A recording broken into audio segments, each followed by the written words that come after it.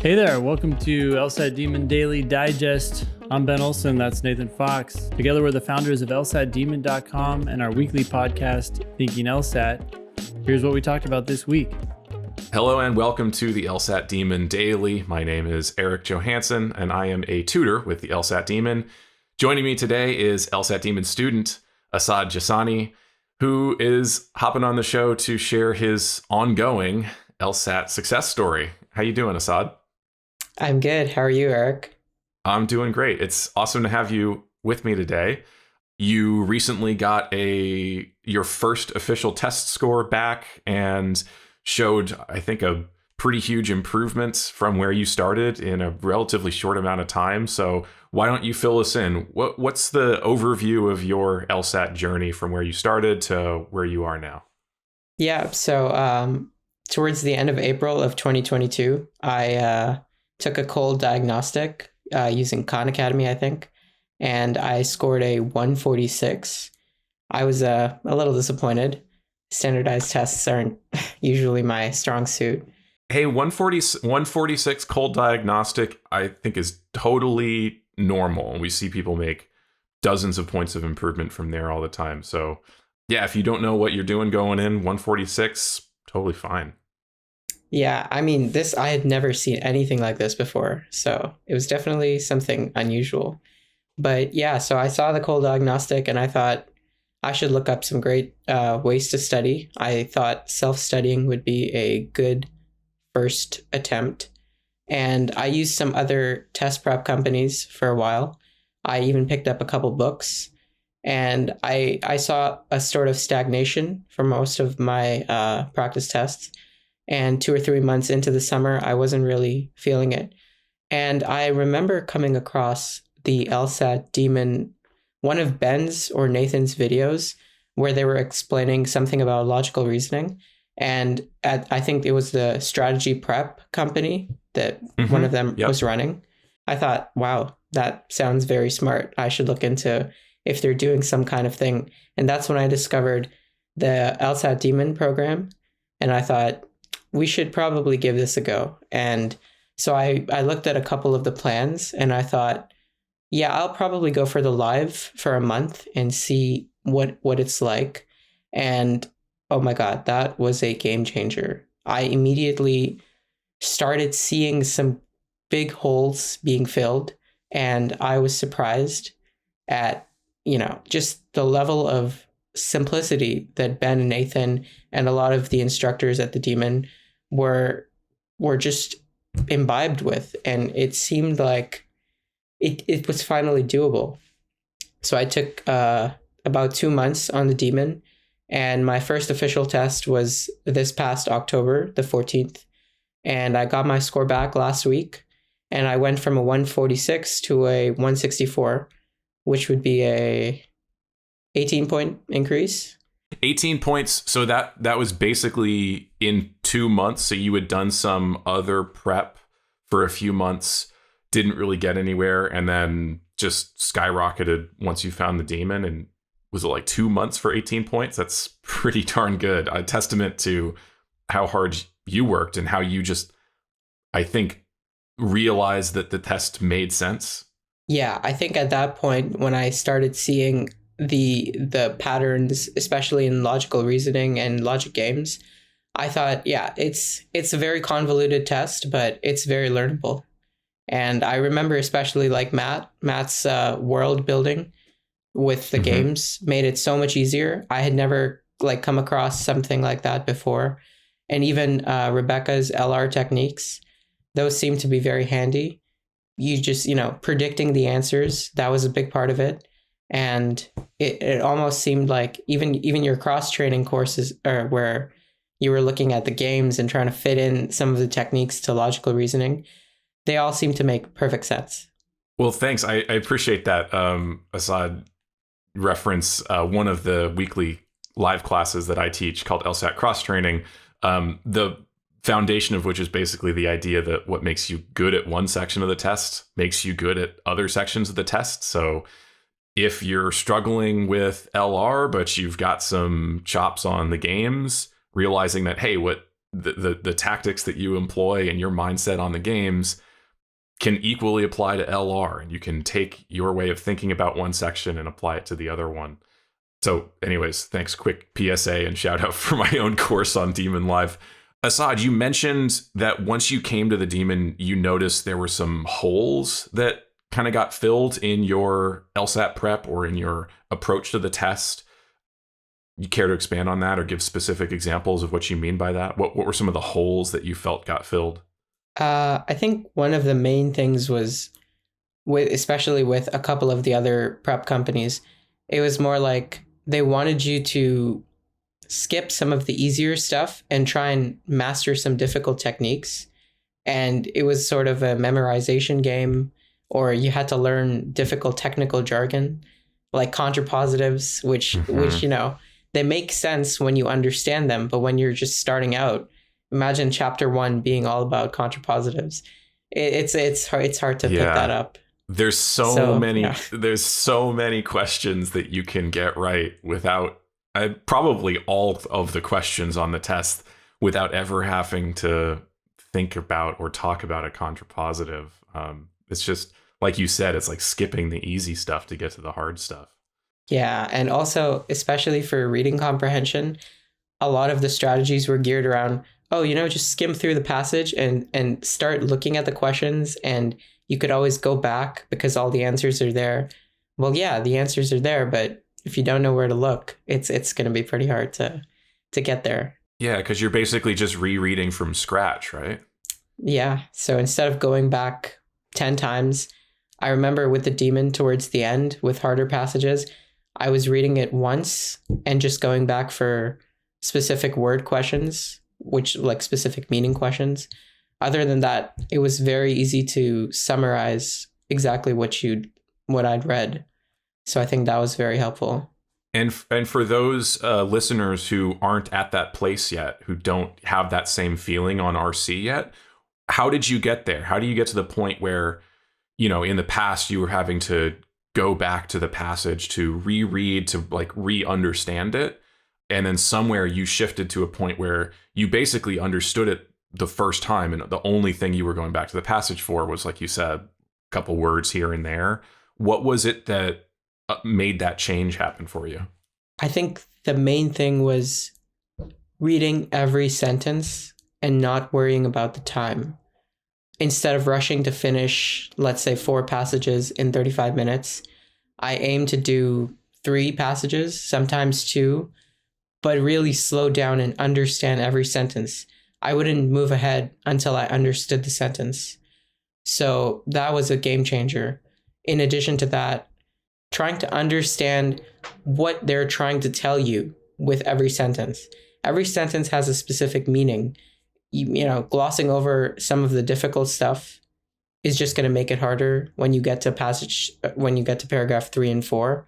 But if you really understand what they're trying to say with every paragraph, it becomes so much easier to connect the dots, even when something's not explicitly clear, especially for the science fiction, like chemistry, biology, physics type stuff. Mm-hmm. I was always thinking that would be a challenge, but towards the end, those became some of the ones that became really predictable and almost fun in a crazy sense. Mm-hmm. Yeah.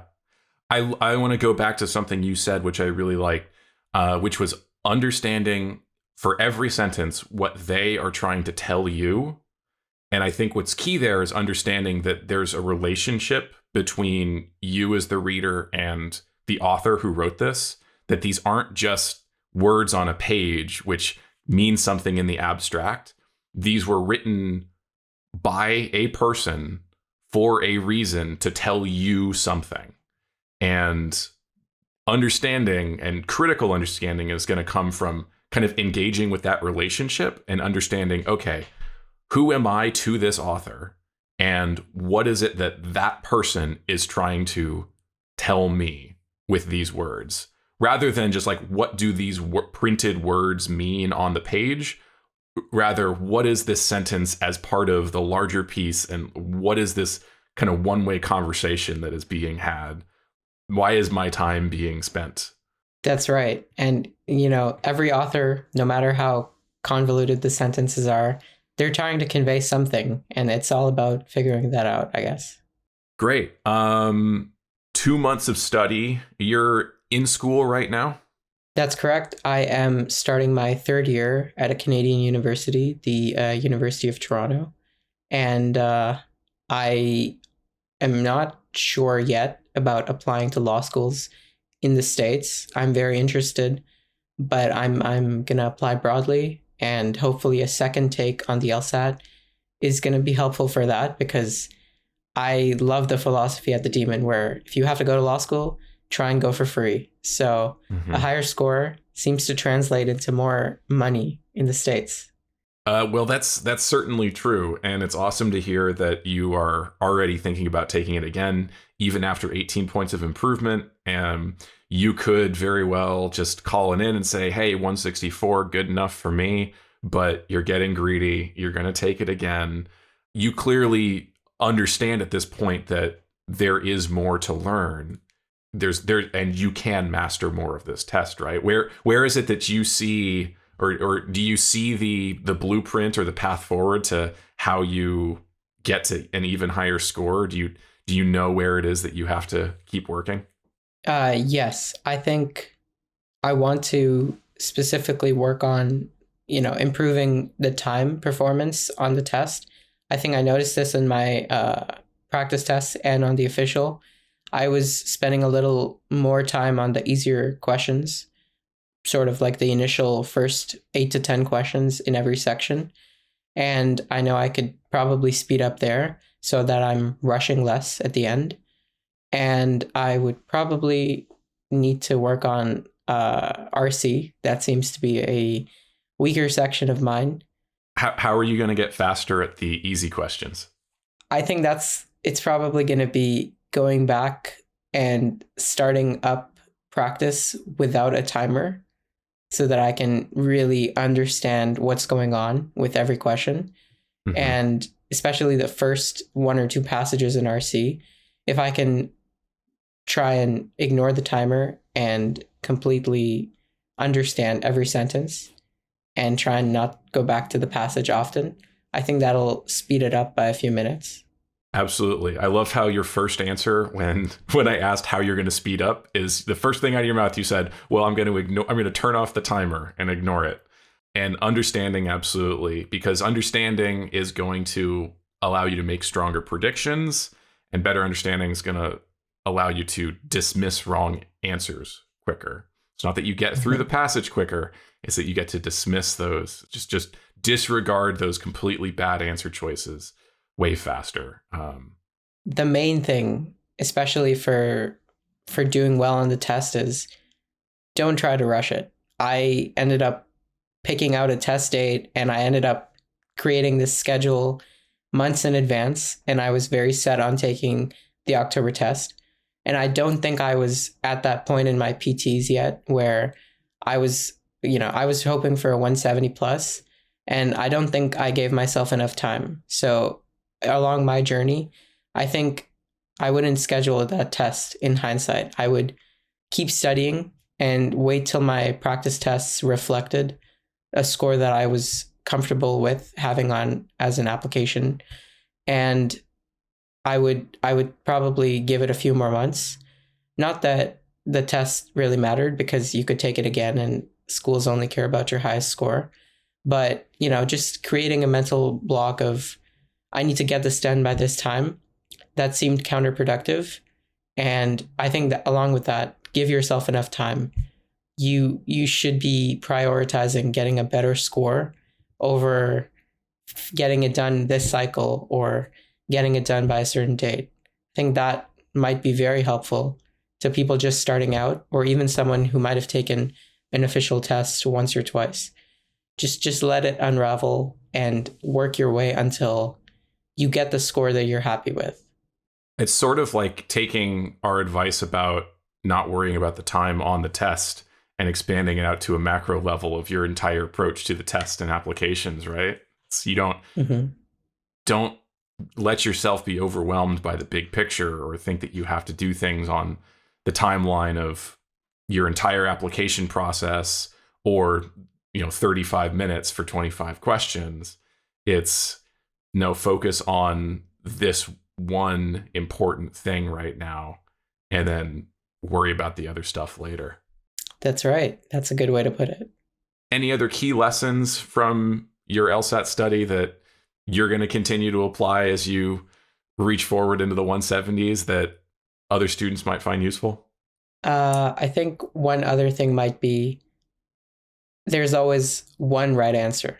It's very easy for students, particularly at the start of your testing journey, to argue with the test and say, no, well, B looked like it could be a good answer, or C was pretty close. It was just a couple words. I think I struggled with that as well, where I was trying to think like a lawyer and justify every single answer. But the truth is, there's just one answer.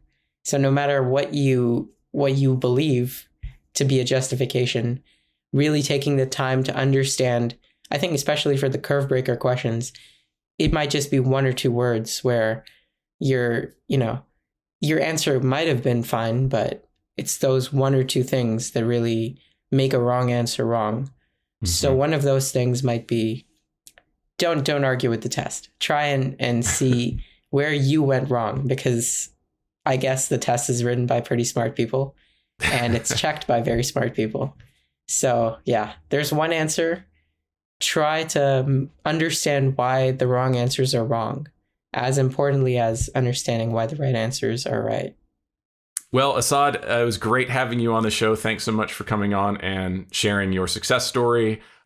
Look forward to maybe seeing you in class still and hearing from you as you continue to improve. And please write back in and let us know if you take the test again and crush it, get an even higher score.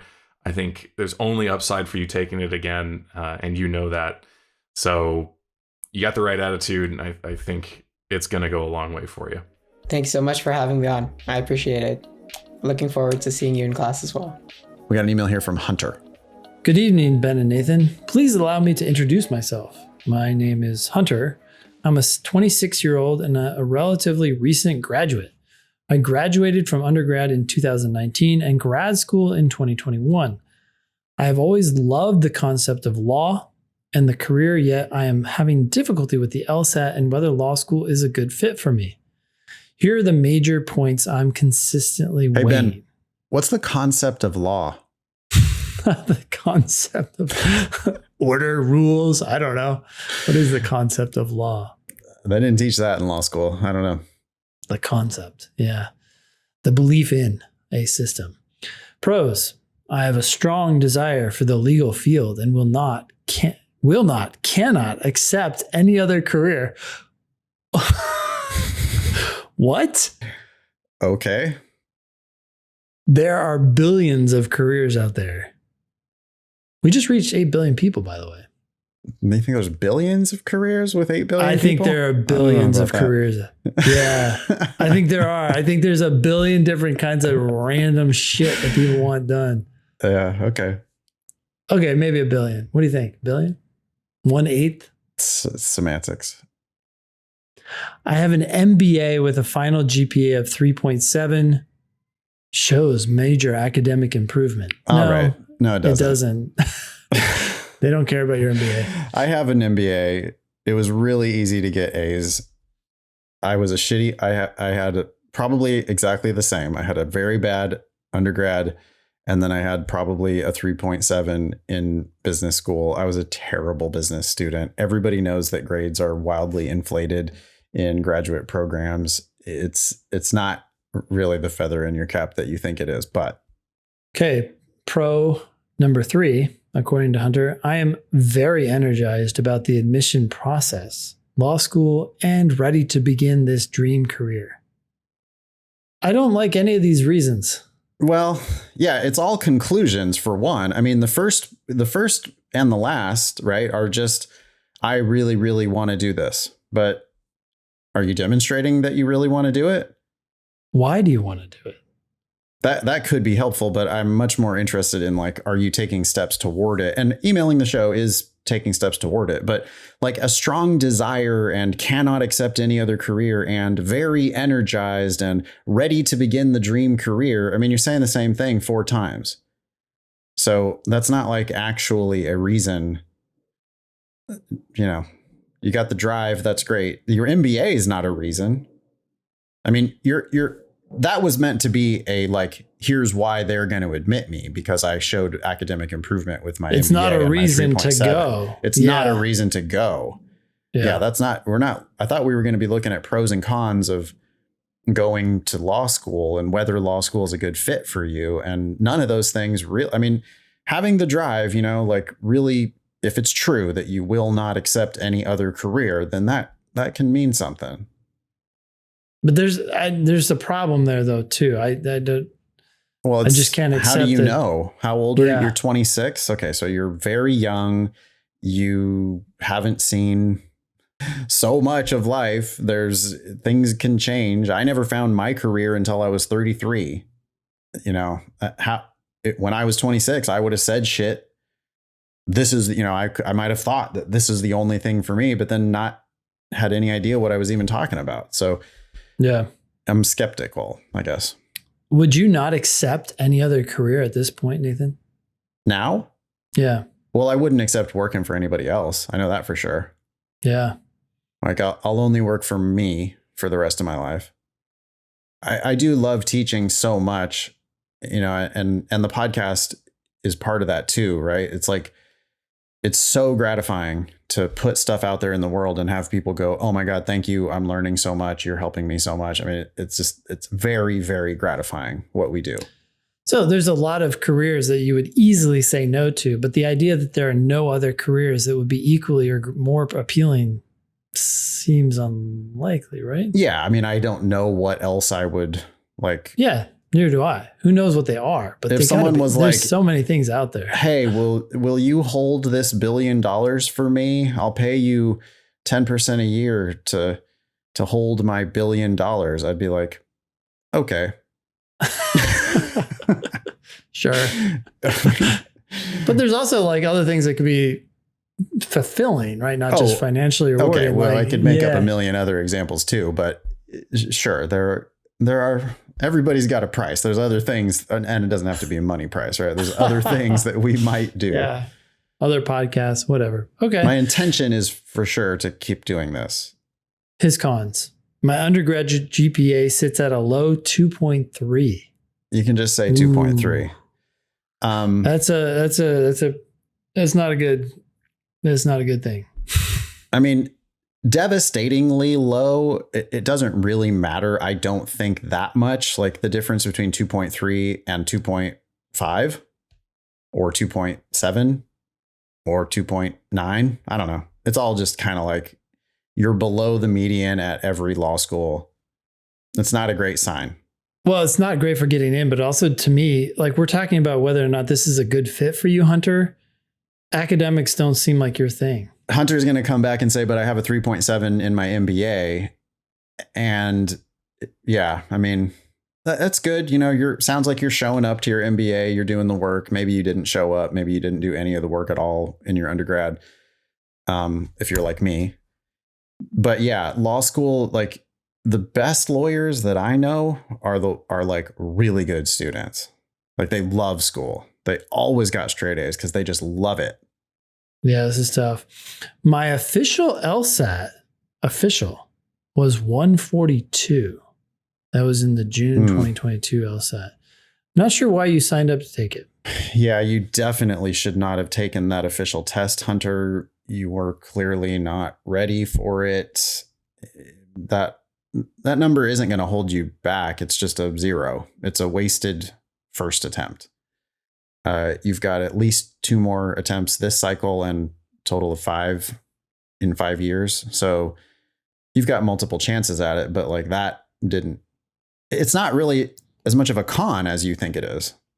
It doesn't mean anything to me other than you wasted an attempt at the LSAT. I mean, people start in the 140s all the time and end up in the 170s. Like I've seen that happen before. So why did you take the LSAT when you were clearly unprepared? That's a bad idea. But that 142 doesn't like mean that you're not cut out for it or whatever, because I have no idea what you did for prep.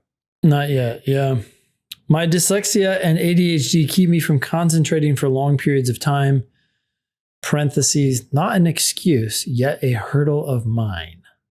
Okay, I mean, those are challenges. You can get accommodations that will help with the LSAT and probably continue on in law school. Lawyers do need to concentrate for long periods of time, though. Yeah. I mean, I'm in LA, Ben, visiting my friends Mike and Nikki, Nicole Cole Black, the attorney. She's at her desk at 7 a.m. and she's really happy that these days, you know, she only usually works till like 6 p.m. Yeah. That's every single day. I mean, she doesn't get up. Like she's sitting there working right now. That's all she does for like 50, 60 hours a week. I will say that you probably, Hunter, can get accommodated. I mean, almost guaranteed you can get accommodated for the dyslexia and the ADHD. If you're not already accommodated, I mean, that's going to give your LSAT a shot in the arm for sure.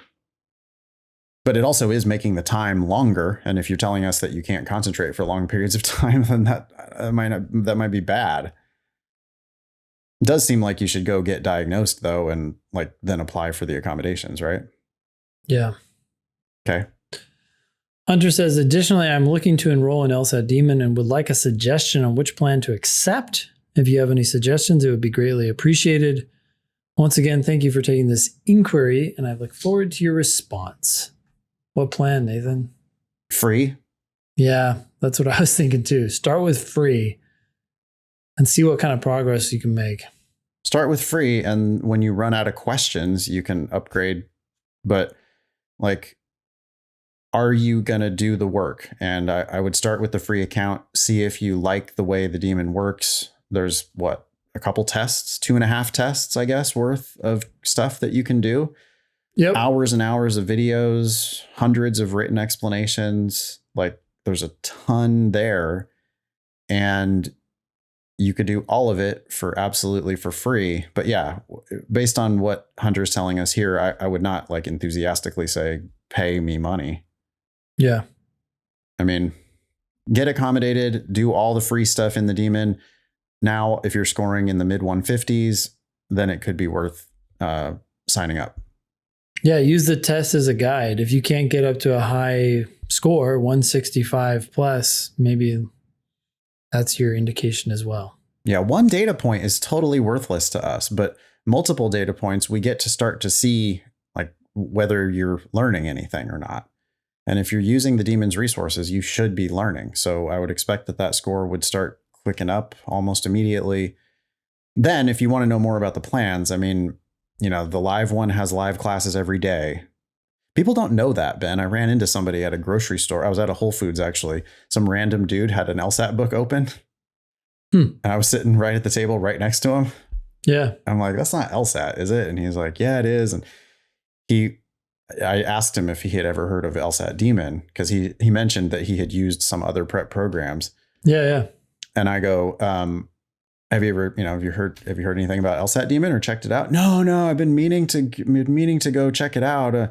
Yeah, I mean, the only thing I heard about it is that it's pretty expensive.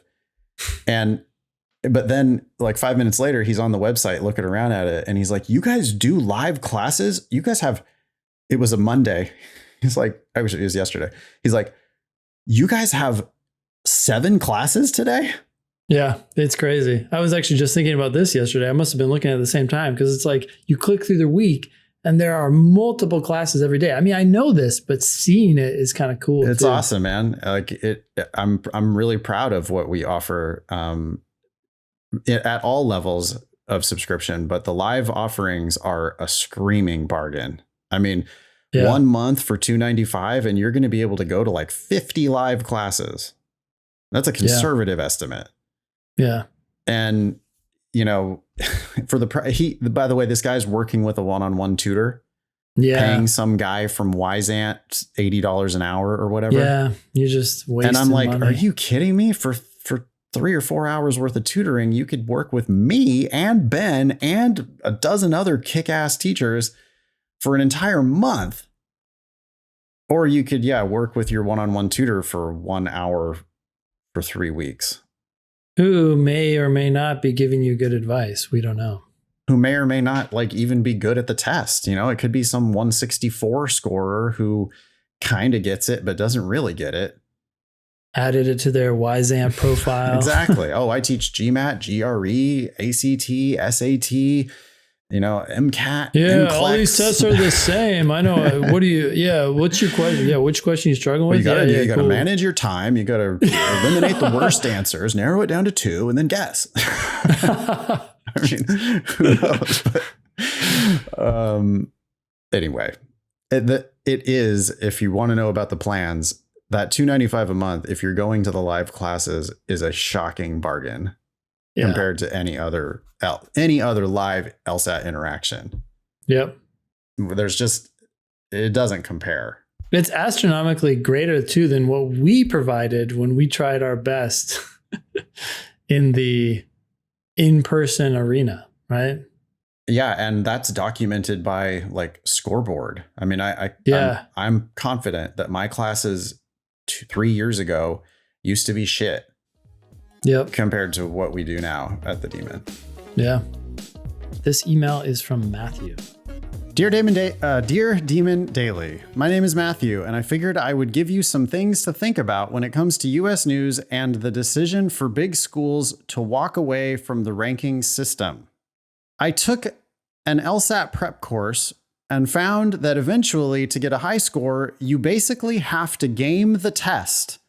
Parentheses, logical force, statistical analysis of answer types, typical depending on the question type, etc.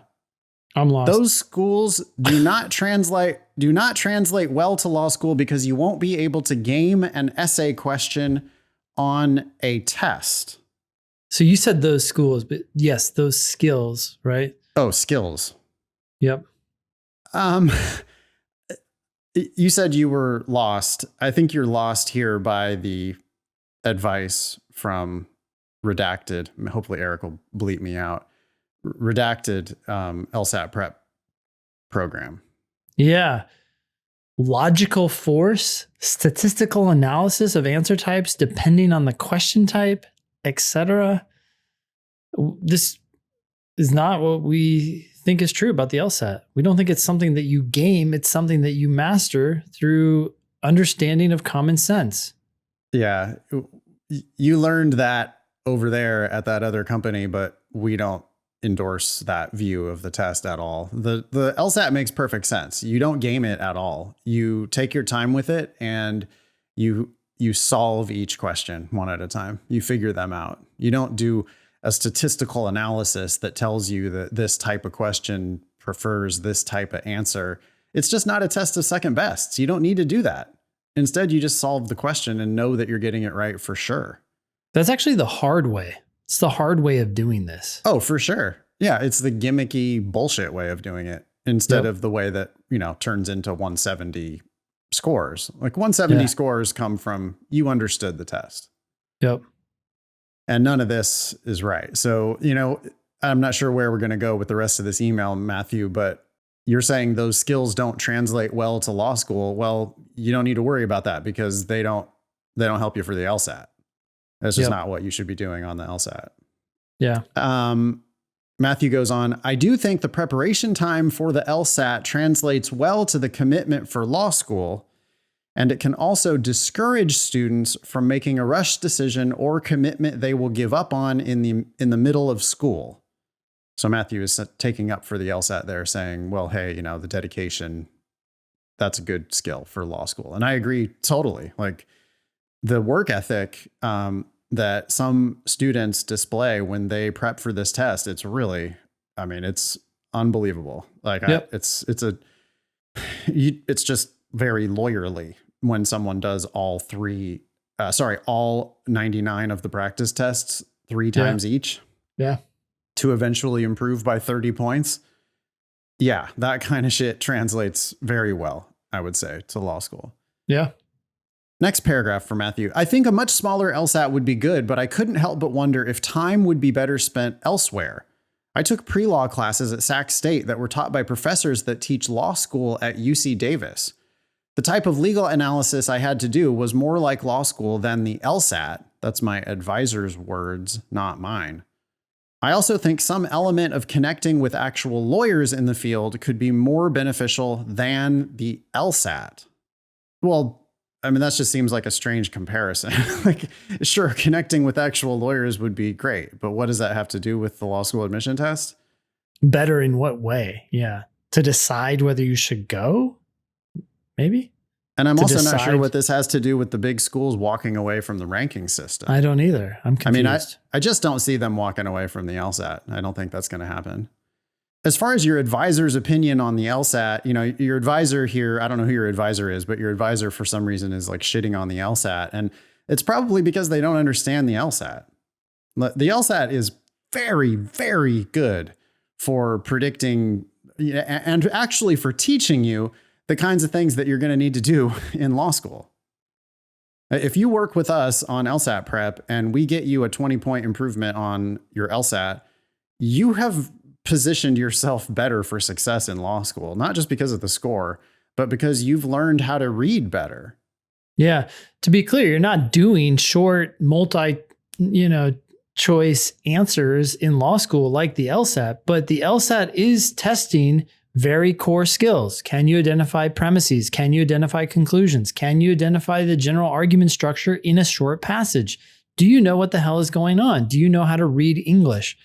Those things people get better at as they get better at the LSAT. And then when they go into law school, they can see them everywhere. They taught you some bullshit about this test that's just not true. Yeah. And it's actually impeding you from doing your best on the LSAT because you're not understanding what you're supposed to be doing on the LSAT. If you think something's a game, you're not going to fully commit to learning and understanding it because it's always just, some gotcha that they want you. Got you. Exactly. Yeah. They're like, oh no, you don't have time to read the reading comprehension passage. You need to just skim through and eliminate the worst answers and, get it to a 50-50 and guess. I mean, if they taught you how to do it like that, then yeah, it must make no sense whatsoever to you because that makes no sense. I mean, they're teaching you not to make sense of the test. Yeah. Well, then you're not going to make sense of it and you're not going to improve. And I'm sorry for the bad advice that you've gotten out there. Anyway, Matthew has more thoughts about what would be a good way to do law school admissions. A pre-law clinic that involved meeting lawyers, judges, etc., that involved some element of legal writing and analysis. Turning in my pre-law work to a law school would probably provide them with some much needed information about my possibility of success in their program than a test centered around memorizing formulas for question types. Wow, memorizing. We don't talk about memorizing on the LSAT. That's insane. None of this shit is helping you, man. I agree with you. If that's what the LSAT was, then I would agree with you that I would say, oh yeah, well, law school is totally different, but not the way we do it. And look, I like these ideas, but at the same time, they are subject to being twisted or manipulated in a way that a timed controlled test can't be, right? Like if you write a legal draft of something and then submit it to a law school for their perusal, how much help did you get from someone else? It could be so gamed, right? Whereas a test, you have to sit down and take it and answer questions, not based on memorization, but based on your ability to unpack logical reasoning. And frankly, they love the LSAT because it's one number that they can use to compare all students. Yeah. Yeah. As opposed to reading essays and say, oh, is this one better than this other one?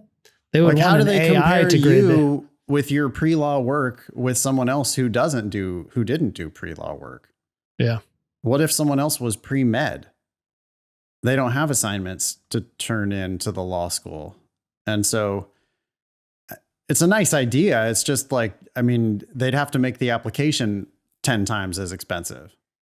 Matthew says, anyway, these are just ideas. I think US News actually discourages students from contacting the law schools they may go to by making students feel like they have enough information. I worked with my advisor and she encouraged me to actually call the school I was looking at because there may be information not present in US News reports Like when I found out that Belmont in Nashville actually averages LSAT scores, a practice thought by most people to be dead long ago.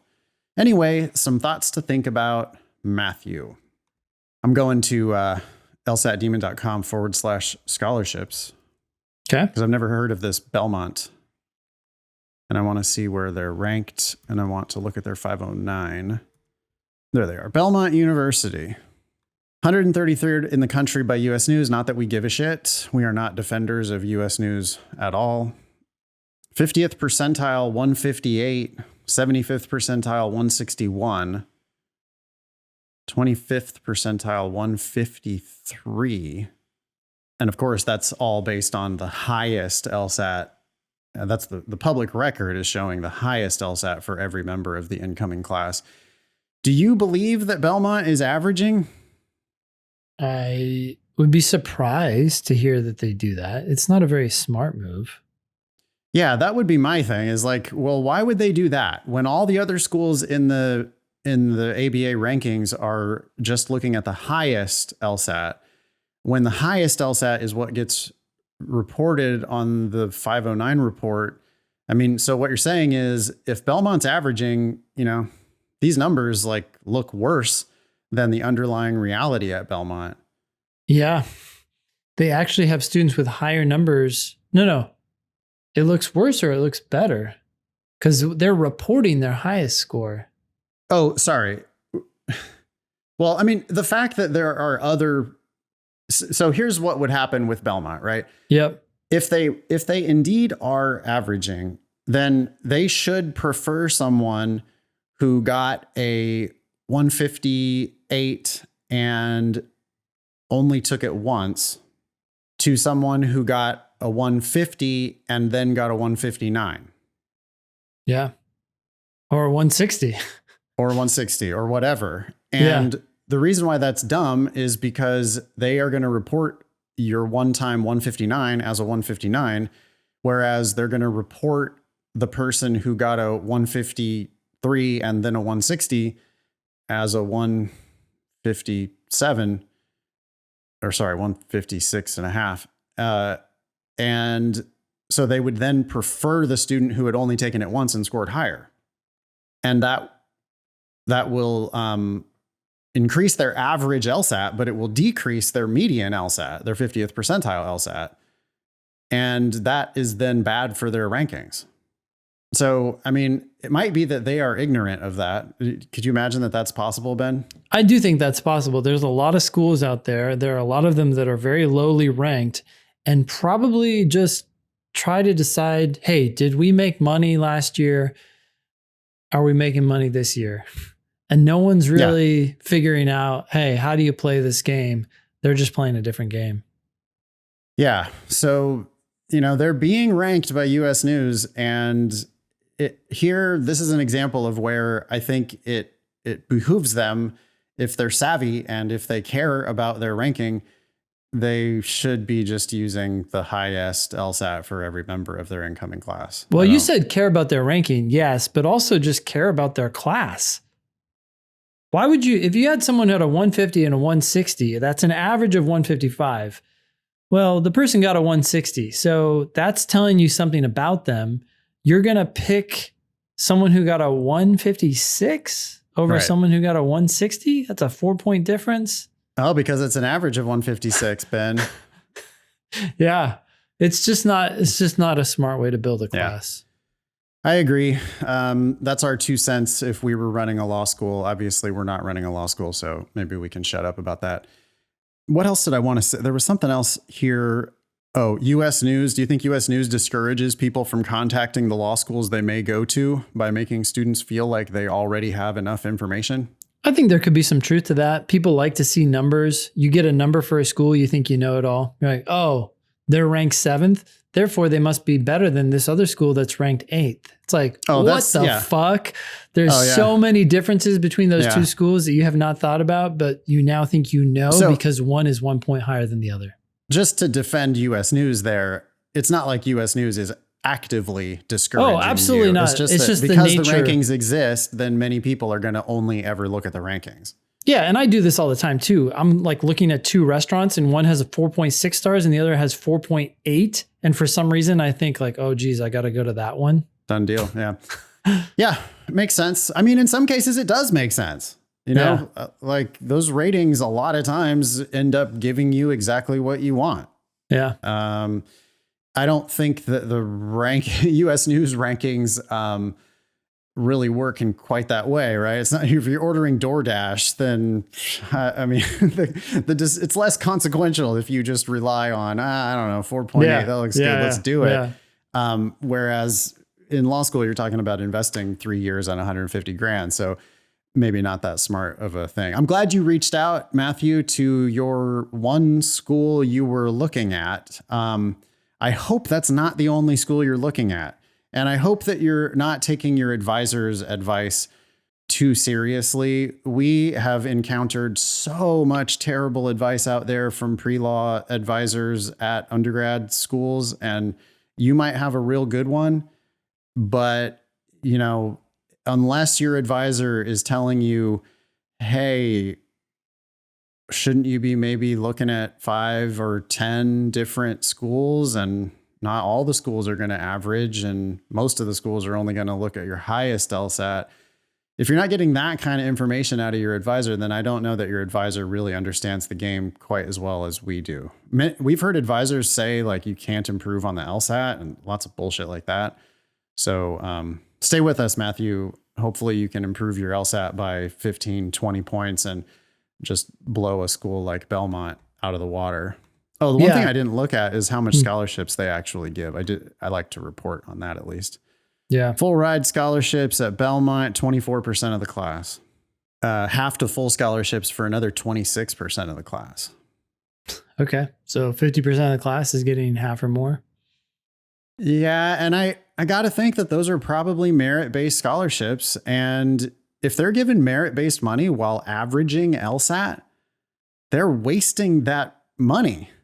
Yeah, that's a really strange decision. Or are they actually making scholarship decisions based on your highest score, but admitting you based on your average score? That's strange too. Just telling people that they average for no good reason, you know, muddying the waters, making it confusing. It's just so dumb. Could it be so that you apply?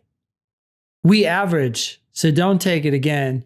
Apply now. Well, we've heard tons of schools giving advice that really seemed like cynically self-interested. You know, we've seen schools out there that are like, oh yeah, that's a great personal statement topic. You know, just like telling you what you want to hear in order to hurry up your application. Yeah, most people don't improve that much on the LSAT. And if Belmont is like, well, we average scores. So, you know, it's like, even if you do improve, you only get half of the improvement. Yeah. So you should just apply now. If that's where they're going, you should just apply now. Well, then fuck that, because they're, you know, lying to their customers. Hey, one thing about this advisor, you said, hey, I'm not sure whether this advisor is good or bad or providing good advice or bad advice, but I think the clue here is that this advisor is not. And the reason why is it says, Matthew says, she encouraged me to actually call the school I was looking at. The school I was looking at. Yeah. I'm so glad that she did encourage you to call, but I would much rather have her advise you to apply to 15 schools. Yeah. Or to take the LSAT again and apply to better schools. Like, oh, you want to go to the school? Call them. Not the best advice. Not the right advice. And I could see a lot of, you know, harried undergrad advisors who they probably have way too many students to actually give good help. Mm-hmm. And they're just like, oh, you're interested in grad school, student number 997. Great. What school do you want to go to? Oh, okay. Yeah, here you go. Yeah. Oh, here's some information. Yeah. Call them. Make sure to call them. Yeah. Learn as much as you can from them. And, you know, they're doing you kind of a favor, but then it's the same problem that Matthew was complaining about, where the rankings then cause people not to look for more information. I just hope that this advisor is not then you're not, oh, well, my advisor told me. Yeah. You know, you quoted your advisor twice in your email to us. It makes it sound like you think your advisor's the shit. Well, they might be, but then again, they might not. And I hope you're not just like totally putting your eggs all in that one basket. We have an anonymous email here. Oh, no, this is from Eric. Yeah, this is from Eric. And November 30th is the score release date for the November 2022 LSAT. And we thought it was a good time to maybe talk about the newest, most recently released PrepTest 93. Eric has been getting questions in his classes. Is there anything noteworthy about PrepTest 93? Has the LSAT changed over time? Students ask whether newer prep tests are more useful for study than older ones. So we've been teaching PrepTest 93 in our classes. I've been writing written explanations for the logical reasoning. Abigail's working on written explanations for the reading comp. The whole team has been immersed in PrepTest 93, or at least we have. Anything like, is it the best thing ever? Should students focus on PrepTest 93? Is it different? Is it interesting in any way? What do you think of PrepTest 93? No, I don't think it's interesting at all. It's just like any other test. I mean, I think tests generally are interesting. So in that sense, it's interesting, but it's no different than any other test we've done. In fact, the questions we were just doing yesterday in my class, I think we had 2 or 3 sufficient assumption questions for whatever reason, and they follow the same exact pattern. You just, hey, here's a premise, here's a conclusion. I need to get here. I can tell you what I think a great answer would be, and that was the answer in all those questions that we did. There was a question, a parallel reasoning question that I think you would love to hate because it had confusing sufficient for necessary, but the wrong answers had confusing sufficient for necessary and just did it in a different way. I hate when they do that. I knew you'd hate it. It was a relatively easy question though, because it was clearly done differently. It was obvious that that's what they were doing. Yeah. So I didn't notice anything. I do hate when they do that. It's like such a silly technicality that it's like, okay, why do you guys have a fetish for the difference between 2 different kinds of fucking up the contrapositive? I mean, it's really the same mistake. Affirming the necessary or negating the sufficient. That's the difference that they're going after. And it's not fucking different. Like, well, yeah. The easiest way I think to understand sufficient and necessary is to just think about the town you live in and the state you live in. And if you live in your town, you have to live in your state. Okay. So obviously if someone doesn't live in your state, they don't live in your town. That's common sense. The LSAT will make a flawed argument that says if they don't live in your town, they can't live in your state. And that's dumb. They'll also make a flawed argument that says if they do live in your state, they have to live in your town. Which is also dumb. And that's also dumb. And it's the exact same dumb. You're just fucking up an if-then statement. Yeah. And the technicality of how it would look like if you diagrammed it doesn't matter because we don't diagram logical reasoning anyway. It's like they're rewarding overly formal LSAT prep when they ask those questions. I mean, to be fair, in your example there, right? In one case, I guess the evidence is different. The evidence in one case is this person lives in your state. The evidence in the other case was this person doesn't live in your town.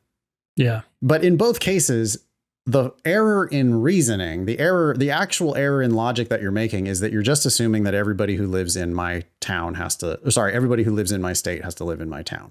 Another way of saying that is if you don't live in my town, then you can't live in my state.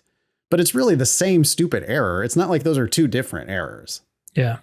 And they're treating them as different things. They're saying, hey, if you affirm the necessary condition and then conclude that the sufficient condition is true, you've made a mistake that's different from denying the sufficient condition and therefore concluding that the necessary condition can't be true. Now, that's totally confusing. For anyone listening, they'd probably be like, it makes no sense. As soon as you start talking about it, it makes no sense. But in common sense, a 4th grader understands why that argument is flawed. And there's so many other questions they could be asking. That's why it makes me mad that they do it. It's just like, you guys have this like open field. It's a wonderland. You could do anything you want with bad arguments. And instead you like are testing students on whether they can tell this technical difference between 2 otherwise logically identical flaws. It's just dumb. It's kind of like old school LSAT. They don't do it very much. I don't think they do it as much anymore. Is that like a difference with PrepTest not with 93 specifically? I mean, you saw it in one question. I didn't see anything like that anywhere on the questions I've done or written explanations for. Well, I don't know if they did it that frequently in the past either. Yeah, I feel not. like I've only really like got pushback for that kind of issue in one question, like the 30s, something like that, or 60s. So I don't remember that happening. Maybe it just seems more, it's so obnoxious when they do it that it makes it seem more present than it actually is. Yeah, probably. Yeah, it could be. I haven't looked at the games yet. How were the games? You looked at all 4 of the games, right? Yeah, I thought they were easy. And just normal, like nothing crazy, nothing new. No, nothing. yeah. So when the, what was it? The viruses game came out. When I did that the first time, I was navigating a terrain that was slightly different than anything I had done before. Right. I didn't see any of that with these games. Everything had been done before. Yeah. The viruses game is now what, 5 to 10 years old? It's been out for a while. Yeah. And that one is still the one from any recent test that really jumps out. Maybe I guess the offices, coworkers trading or selecting offices game. Oh, yeah. The piece to fix or something like that. Is that what it was? Oh, the work pieces game. That's another different one. No, I was talking about the office selection game. WXYZ selecting. Oh, yeah. They get to pick offices. which one they want to be in. Yeah. Okay. Yeah. Those are the 3. I don't know. Maybe there's something else in the last like decade. Yeah, those are the games where you have to say, oh, okay, I need to solve this like I solve all other games, but I can't just instantly latch on to a previously similar game. Right. But that was not the case with 93. Everything, it's like, okay, this has happened before and a lot before. Okay. Nothing out of the ordinary. Yeah. Ordering game or whatever. Yeah. I'm still working my way through the reading comprehension in my classes. And maybe I did it all already. Yeah, I did it all. I think I missed one question. I can't remember why I fucked it up, but I did fuck it up. But that's not like really that much of a surprise. If I took the timed LSAT like for money, or, if you forced me to take the whole thing in a timed setting, I would drop one on reading comp. Sometimes I would drop one on logical reasoning. Maybe sometimes, probably not. Yeah. Maybe RC. I don't know. I think of all the sections, if I'm going to drop a question, it's most likely going to be an RC. Yeah. It's also There's the just most more likely words that at people play, are going to naturally right? be super, super good at it. Like that's the section where, because I think I remember starting really high in RC. Like you can just out of the box get -2. Yeah. Or people -1. start higher there, and it's reasonable to say it's harder to get that to -0 than the other two. To -0, exactly. Yeah, but not harder to improve necessarily. I mean, people do improve a lot in reading comprehension. But yeah, nothing new from PrepTest 93. There wasn't anything there on the whole test that I thought was any different from any other previously released test. And I don't think it's any better or any worse for preparing. I think it's just another practice test. Absolutely. Sorry if that's a boring episode of the podcast, but if you want to know what we think about PrepTest 93, it's just like, it looks the exact same as it's been for 15 years. Yeah. Even with that one question, right? Was that on test 93? No, that's on a different test. The one that said could be true, but need not be true. It's literally 15 years since comparative reading. Wow. That was 2007. And comparative reading only affected 1 out of 4 questions on the reading comp. So that was the last time that the substance of the test actually changed, but it affects only 1 out of 4 of the passages on 1 out of 4 scored sections. So that was the thing that was a major enough change that they released a free practice test. Since then, there was one other major change that happened during COVID when they just dropped one of the sections of LR. Yeah. And that changed the balance of scoring on the test and everything. But yeah, other than that, the substance of the test right now just seems exactly the same. This email is from Elsa. Hi, Ben and Nathan. Writing in to thank you for the great mindset advice you've shared on the podcast. I started with a cold diagnostic of 158 this summer and have been studying with the demon ever since. My scores currently range from the high 160s to the mid 170s. I can feel the test getting easier and want to get greedy, but I also started to feel like putting off my first official test was generating unnecessary anxiety. Your recent episode on avoiding burnout helped me relax and give the test a little bit less respect. Like the person who wrote in, I happen to also be an international student who went to school in the US and really felt like you were speaking directly to me and some of my anxieties. Parentheses, sign from the universe? Question mark. I'm now registered for the January LSAT. I feel good and calm about it and am prepared to take the test at least 2 more times. Thanks for all you do. Wishing you a great rest of the year, Elsa. Great. Yeah, there's no question there, but I think that it's good, Elsa, that you went ahead and registered. If you're in the high 160s, mid 170s, if that's, like solidly your range, then I think you're ready to start taking shots at the official test. The fact that you feel good and feel calm about it, that's a really good sign. Keep doing practice tests. 158 cold diagnostic, Ben. I have high hopes for you, Elsa. I think you can get into the mid 170s. For sure. Hopefully higher. Well, I mean, Elsa's practice scores currently range from the high 160s to the mid 170s. So yeah, I think, Elsa, your goal here with this attempt and the next 2 attempts is you certainly are hoping to generate a score in the mid 170s. If you take this test and score a 171, then you really do need to get greedy. Like I would definitely use all of your attempts at this point. So go into this January test feeling good and calm about it. That's great. Play your game. Don't shoot for the 175. Just play your game, whatever it is, and then accept whatever that score is. But plan on taking it again a couple more times this spring. And yeah, you really should keep taking it until you get 175, I think. Email daily at lsatdemon.com if you'd like to ask us a question or share some LSAT or law school admissions news. Thanks for listening.